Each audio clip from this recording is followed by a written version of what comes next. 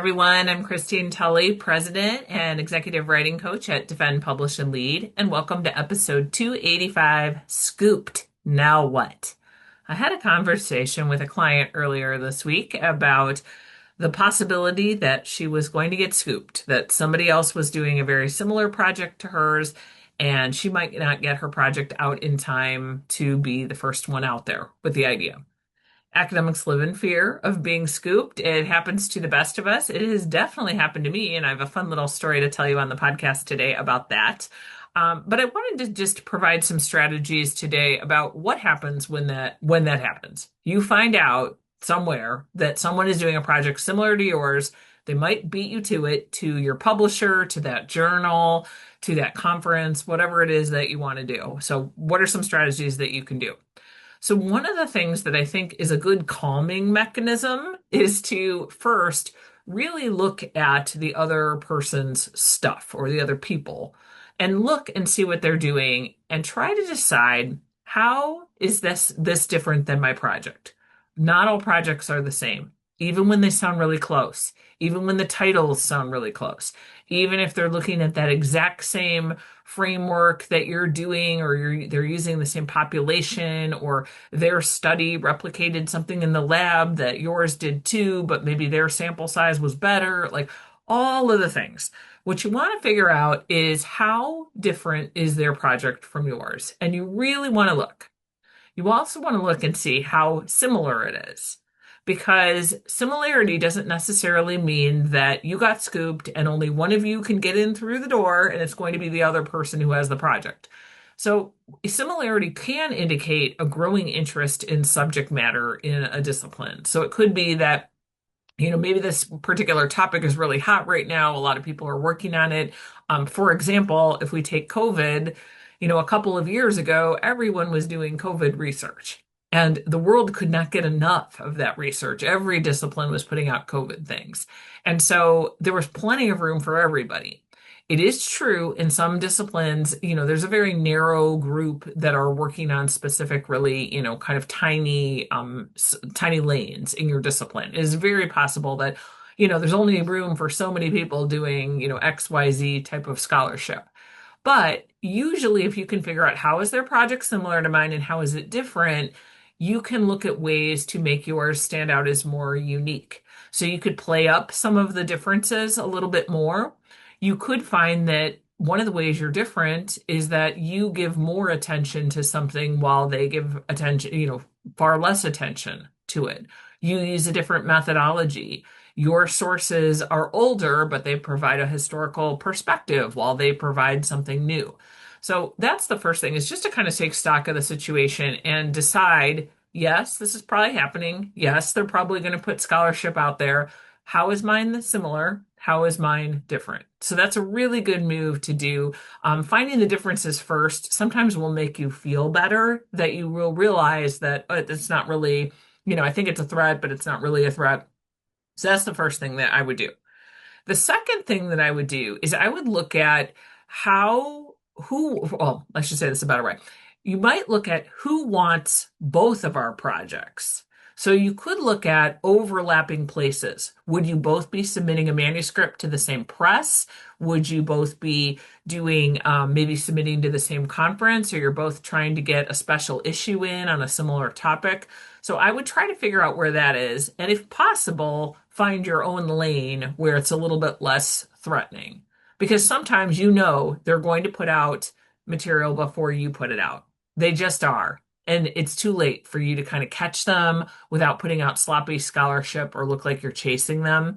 So that's totally possible that is what's happening here. However, one of the things that you can do is, if you can see that, they usually go with this press or this conference, this other press or conference might be more amenable to my stuff. That could be another way that you can look at it. Another thing that I would try to think about is, are these people actually competitors, or could we be collaborators?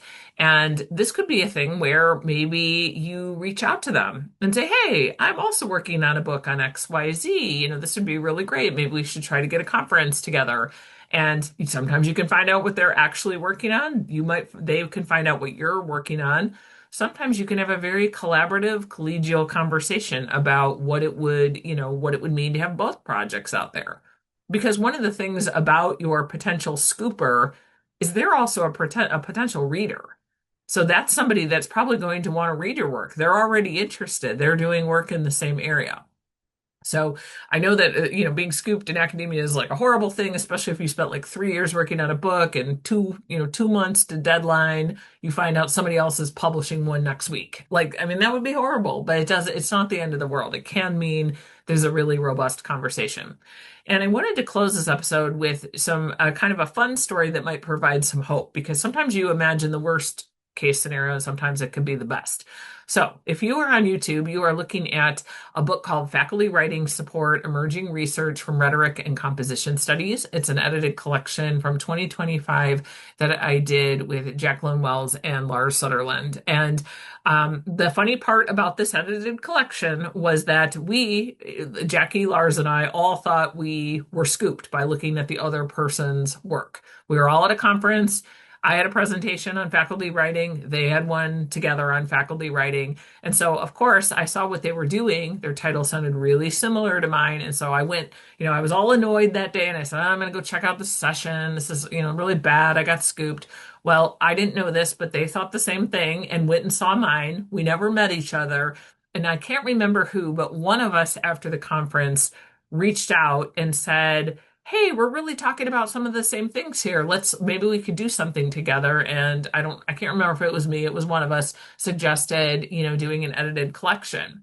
And one of the things I found out from going to look at their session was that, yes, they were doing a very similar kind of methodology to me. We all like faculty writing studies. They were doing interviews with faculty, so was I. But the difference was they were interviewing brand new people to the field. I was interviewing sort of like the academic rock stars that had put out a lot of scholarship. So there was plenty of room for both of us. And in fact, there were some really cool ways we could collaborate because, between the two of us, we were covering quite a bit of the field, like to figure out about how they did writing projects. And so once we made this edited collection together, the other thing that was really cool is that we invited chapters on faculty writing and how other institutions are supporting faculty writing. And we actually got, of course, a lot of submissions, but we also saw other people that possibly could be scooping us or each other. We're all working in the same area. And so one of the great things is under the title of just, faculty writing support and showing a bunch of different ways institutions are supporting faculty writing, everybody can show their own unique spin.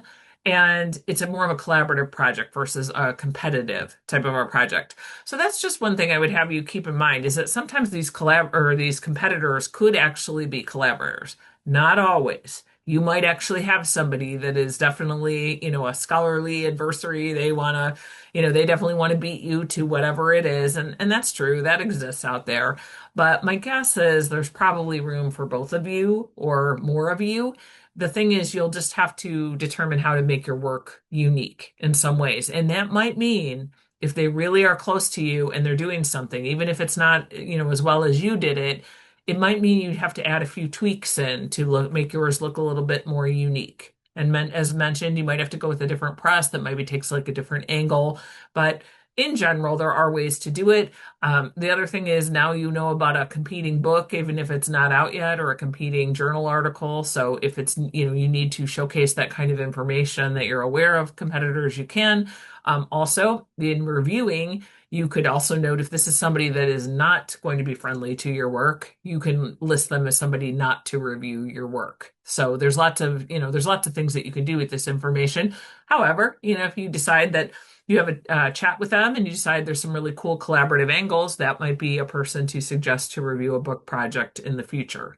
So lots of good ways to do it. It doesn't have to be a crisis necessarily. And at Defend, Publish, and Lead, we always talk about collegiality in our work. So one of the things that we like to do is just think through, what are some ways that maybe we could work together rather than, fighting all the time, if that makes sense. Finally, I just want to bring to your attention that It is the time of year. We are in June of 2026, early June, and we are doing our academic parenting webinar for time management. So that will be on June 17th, 2026 at noon Eastern time. We'll put a link to register in the show notes, and it's a free webinar just offering some strategies to get some writing done with children at home during the week. Happy writing, everyone.